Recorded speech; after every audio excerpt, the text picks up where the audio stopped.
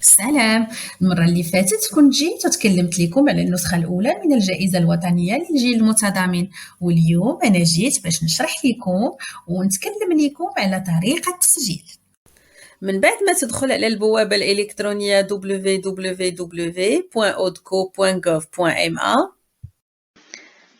غادي يتم التحويل ديالك على الصفحة الرسمية لمكتب تنمية التعاون، وهنايا في الوسط كيف ما كتشوفوا غادي تلقاو بري ناسيونال جينيراسيون سوليدير بروميير إديسيون 2021 وغادي تضغطوا على انغوجيسترمون دو لا دوموند. وكيف ما سبق وشرحت لكم، فسواء كنتوا شباب حاملي مشروع تعاوني أو تعاونية شباب قائمة فكيمكن لكم بزوج تشاركوا.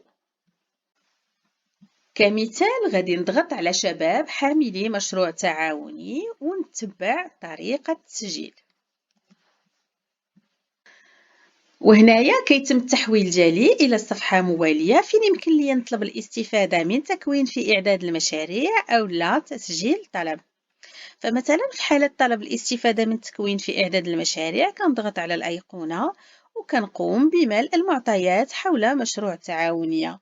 منين كنعمر جميع المعطيات المطلوبة ما كنساش الضغط على زر فاليدي.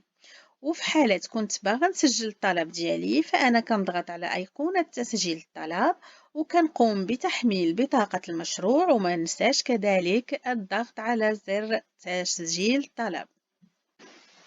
وكنقوموا بنفس العملية إلا كنا تعاونية شباب قائمة، وكنتبعوا نفس الخطوات سواء في طلب الاستفادة من التكوين في إعداد المشاريع أو لا في حالة تسجيل الطلب. وما تنساوش التسجيل راه مازال مستمر إلى غاية 31 ماي 2021.